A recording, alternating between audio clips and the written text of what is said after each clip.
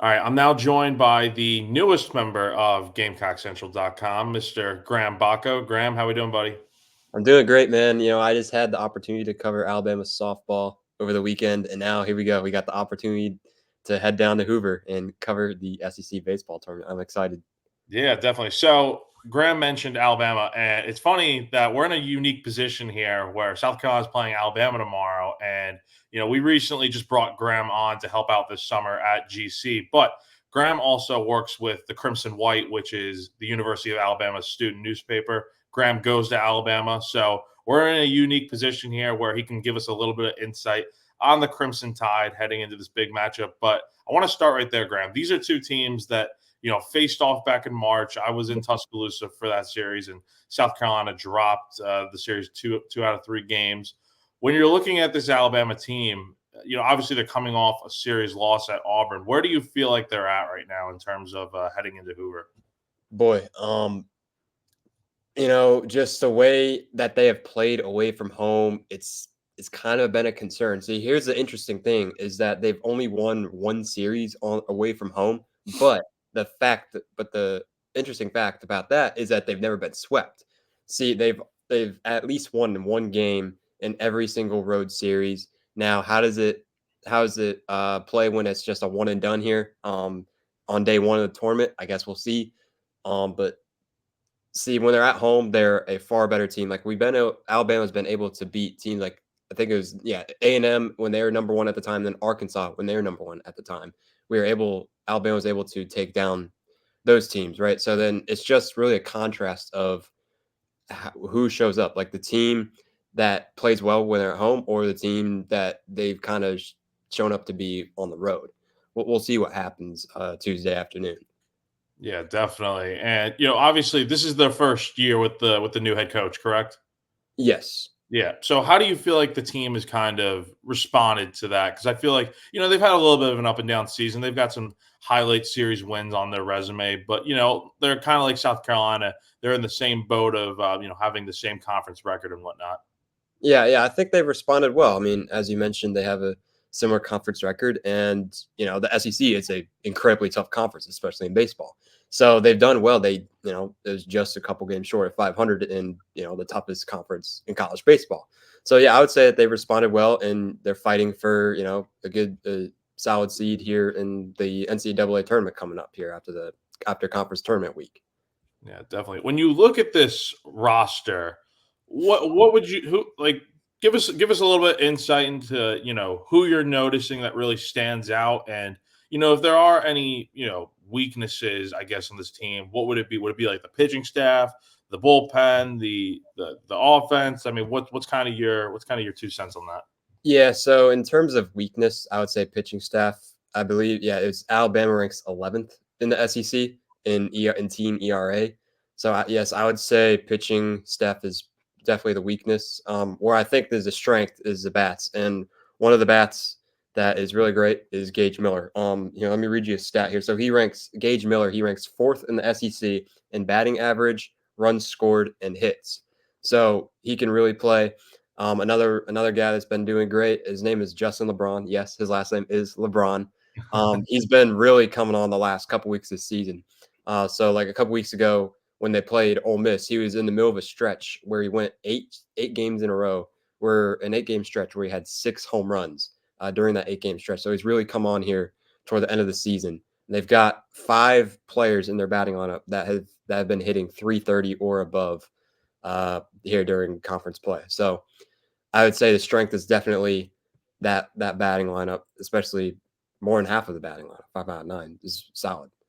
Yeah, I definitely would have to agree with that. I'm looking back at some stats from that series, and my memory is a little foggy with that Alabama South Carolina series, just because the Gamecocks didn't win it. But looking back at that Alabama lineup, I mean, you're right. Gage Miller, he had a pair of 3-hit games in that series, and look, I mean, the big thing with that South Carolina Alabama series back then was the Gamecocks were in those games, and it took I think in the first game they gave up a run in the 8th inning that kind of made the difference in what would be a 4-3 loss. And then obviously in the middle of the game of that series, South Carolina had a chance to win, but they gave up 7 runs in the 8th. And from there, Alabama cruised to a win. And then, it took It took a really good play from Talmadge Lecroy at the end of that third game to Yep. barely hold on for a one-run victory. So I definitely see what you're saying with this Alabama offense and the way they're hitting right now.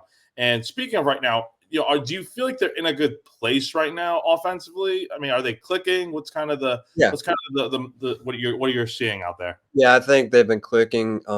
Just going back the past 8 games, in five, yeah, it was 5 of the last 8 games they've scored at least 7 runs. So these bats, they're on fire right now, and I think that they have a good opportunity to continue that this week in Hoover. Yeah, definitely. Does it help the fact that, like, I know Hoover's kind of a mixed bag for everyone, and I'm sure it's not easy going in there with a one and done type of thing going on. But when you're looking at Alabama, does it help them that this tournament is in their home state and it's really not too far? Yeah, yeah, exactly. I would say so. I think being it's only what 50 minutes or so, 50 minutes to an hour away from Tuscaloosa. So yeah, I think that certainly helps. There should hopefully be, I see, a good Bama crowd there. So yeah, I think that certainly plays into their hand. Yeah, definitely. Looking at the bigger picture here, when we're talking about what these teams have to do, and we spoke about it earlier, they're both in kind of similar scenarios right now. I think there's 5 teams in conference play that are they have the same record at 13-17, and they're on the brink of the bubble. I think it's Alabama, South Carolina, let's see, LSU, Vanderbilt, and Florida. Those are the 5 teams that are all kind of fighting for a chance to go to the NCAA tournament. And according to some people, especially with like D1 baseball, apparently all 5 are in a good position to make it. But in your opinion, who do you feel like needs this win more tomorrow? Yeah, I think you could make a case for both teams, especially South Carolina, because they've been really streaking. They've gotten swept these past couple of series against Georgia and Tennessee. So they've been sliding, losing 6 in a row, and then they've also lost two. They've lost 7 of the last 9 conference games, dating back to the start of the month where they played Missouri. So I think you could definitely make the case more so of South Carolina trying needing a win here, because really, and also just for just to feel good about themselves, right? So, yeah, I think you could make the case that South Carolina probably needs this win more than Alabama does because, Alabama's, they haven't, obviously, we said that they're 13-17, but I think, they've won more recently and, a lot more recently than South Carolina has, as I just mentioned. So, I think South Carolina would probably need this win more. Yeah, I probably have to agree with you there. When we're looking at the numbers, because that's obviously what these teams will get judged on. I think Alabama's actually in a pretty good spot right now when you compare their numbers to the other 4 teams with the same record. I mean, RPI, they're 18th. Strength of schedule is 5th in the country. They have 13 quad 1 wins and 4 quad 2 wins. When you're judging this team, if you were the deciding factor in where Alabama goes from here, regardless of how they do in Hoover, just looking at their resume right now, is it good enough to get into the NCAA tournament? Yeah, I think so, and I think the strength of schedule certainly helps. I mean, I think we see this across college sports too. When we talk about college football or college basketball, I think strength of schedule, when these committees make these brackets, I think strength of schedule certainly plays a huge factor, and I think the number 5 schedule in the entire country, I think that certainly helps. That yes, they're 13-17 as we mentioned conference play, but they have played a very tough schedule, including a couple series against the number 1 team during conference play. And it certainly also helps that, again, they play in the SEC. So, yeah, I think that probably, I would say, regardless of what happens Tuesday, I think that they should probably make it into the tournament, given strength of schedule and the numbers that you just said. Yeah, definitely. I'd probably have to agree with you there. I feel like I don't know. I find it hard to believe that it was only a few weeks ago that teams like Florida and LSU and Vanderbilt they all seemed like they were not going to make the tournament. And Right. in cases like ours with covering South Carolina and Alabama, it definitely felt like 2-3 weeks ago both teams were definitely going to be locks to make it. But now it's this scenario where they've lost these last few games and Well, it's like, I go was ahead. gonna say what's also interesting is back when these 2 teams play each other is I believe South Carolina is ranked 10 and Alabama is ranked 15th. So these were 2 teams that like had aspirations of hosting a regional back then. Yeah. and they just kind of slid here the back half of conference play. So they've kind of gone from surefire in the tournament to, well, you may have to win a game or two here in Hoover to really solidify your spot. Yeah, and we'll see what happens. But first pitch tomorrow afternoon in Hoover is at 2 p.m.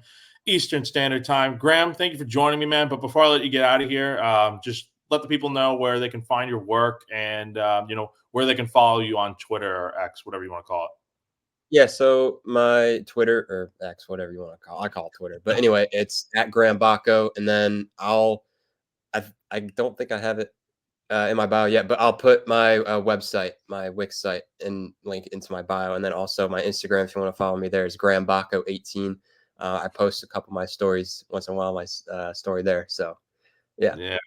Yeah, Graham literally just joined us last week, and yeah, he's done a great job so far. He's jumped right into the fire. He covered some softball for us over the weekend, and yeah, he's done a great job so far. And Graham will be in Hoover, obviously working with the Crimson White, but I'm sure he'll be helping us out a little bit too. So, Graham, really appreciate your time, and I appreciate all of you tuning in to this week's episode of GC Live with me. Again, I will be in Hoover, and Graham will be as well tomorrow for South Carolina versus Alabama in the SEC tournament. Again, that game starts at 2 p.m. on SEC Network. Until then, thanks for joining us.